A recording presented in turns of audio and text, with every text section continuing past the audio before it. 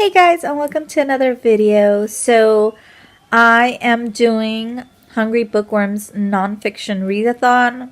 I'm super excited. It's a really cold day, which makes it a perfect reading day. I got myself some hot chocolate from Starbucks and I'm loving it. That's actually my favorite kind of hot chocolate. I have quite a lot of different ones, but that's my favorite.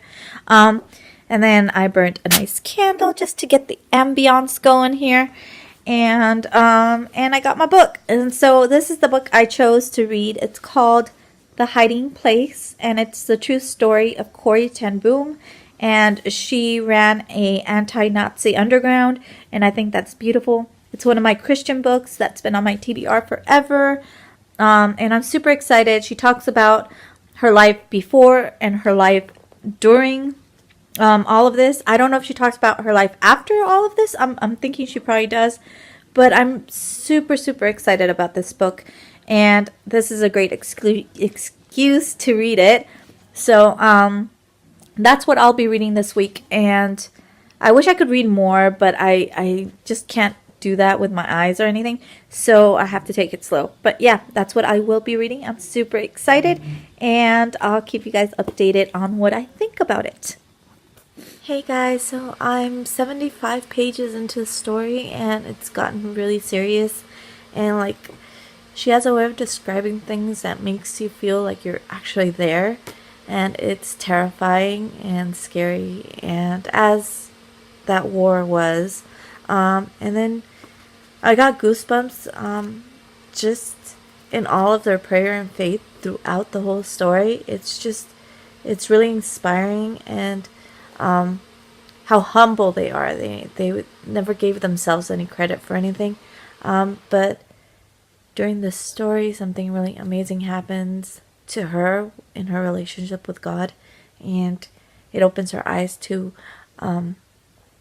what's really going on with her Jewish neighbors and everything. And this all happened in Holland. What happened with her and her family, I mean.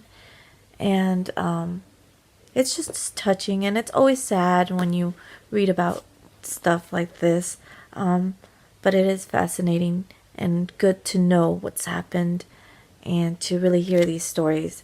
So far, really, really good book. I love the writing, and I love the heart in the story. There's a lot of love and heart in this story, so it's really good.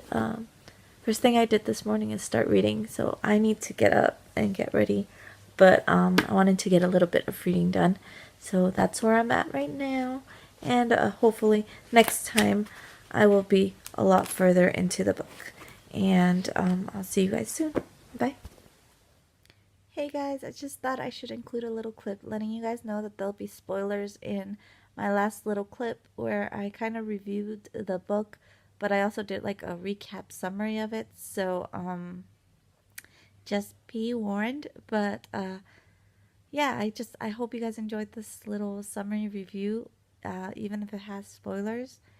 And yeah, hey guys, and welcome to another video. So I finished my book for the Nonfiction Readathon, and that is The Hiding Place by Corrie ten Boom. And oh gosh, there's so much heart in this book. There's just so much faith and love for others, and it's a beautiful story.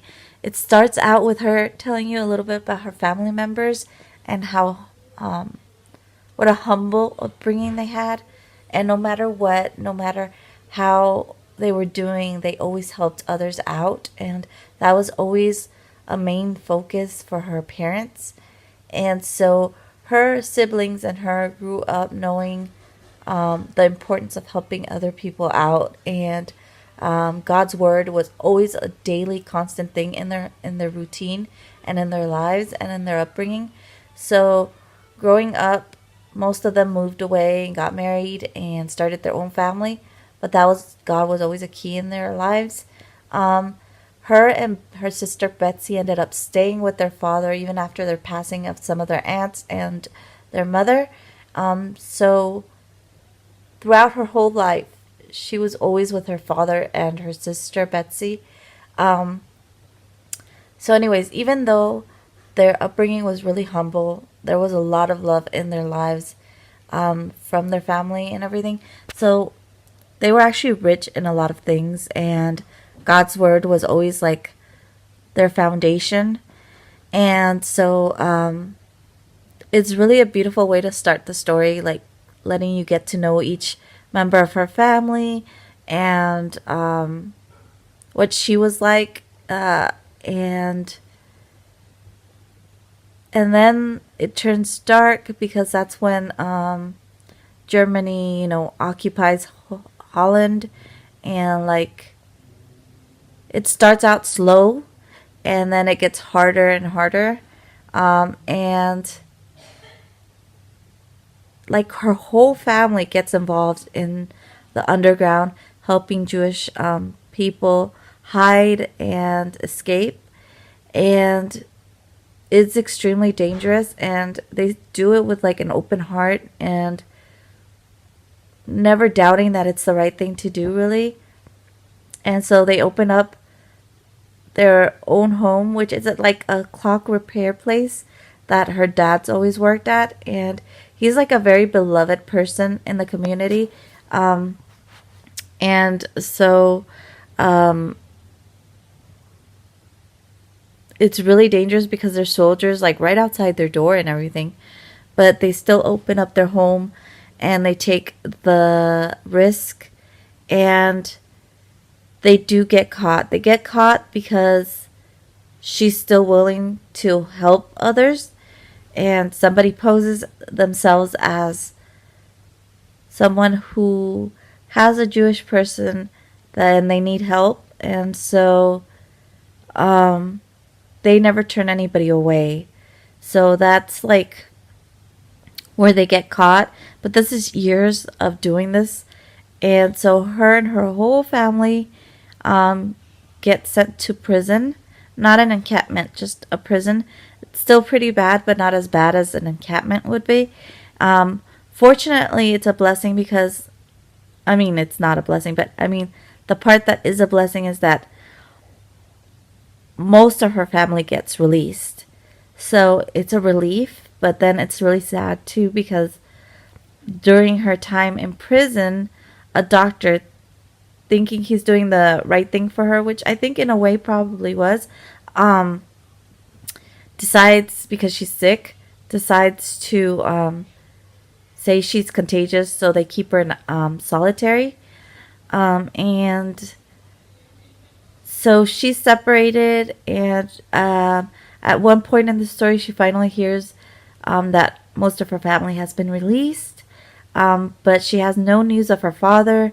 But she does find out her sister's just a few cells away. So it's really hard for them, and eventually she finds out her father did pass away. And I'm pretty much telling the whole story, but I'm just gonna summarize like where it gets really, really hard. I mean, all of it is really hard, and she never considers herself anybody really important, but then she kind of takes the leadership role in the underground in her home, and finding and getting all these connections and figuring out ways to communicate and codes and all this stuff. And this comes just from an ordinary person. And her sister are older. I think they're in their 50s by the time all of this happens and they get caught. But going back to the prison part, it is sad because they do lose family members along the way. For different reasons, but her and her sister are always together. The sad thing is they're eventually taken to an encampment, which makes it all that harder because her sister's always been physically and health-wise a lot weaker, and she's always been a lot stronger physically, but her sister's faith is the strongest thing I've ever seen. It's just amazing, and her love for people, and always seeing the light in the darkness is just like, it's inspirational and beautiful. And yeah, so they're taken to the encampment, and it's really hard and all of that, but their greatest fear, everybody there, their greatest fear is to be taken to an encampment in Germany. And unfortunately, that does happen, and they're taken to an encampment in Germany, which is like the worst thing that could happen. And her sister just like, she always finds that even in all circumstances, no matter what, you give thanks for what is around you, you know? And somehow in all of this, all their possessions are taken away, all of the prisoners' possessions, but they're not allowed, they're able to keep their Bible. And it's just like the way they're able to keep their Bible is a miracle and just beautiful how it happens and like surprising, and you're like, wow. And that Bible like really holds them together and helps so many from different backgrounds and religions come together and just like find this little bit of hope and joy and faith. And yeah, I mean, there's this one point that I just have to mention. Like, she thanks God for the fleas that they have around their sleeping area and everything. And Corey, who is like the one telling the story, tells her sister, well, come on now, that's a little bit of an exaggeration, you know? And then Betsy, who's her sister, is like, in the Bible it says give thanks in all circumstances.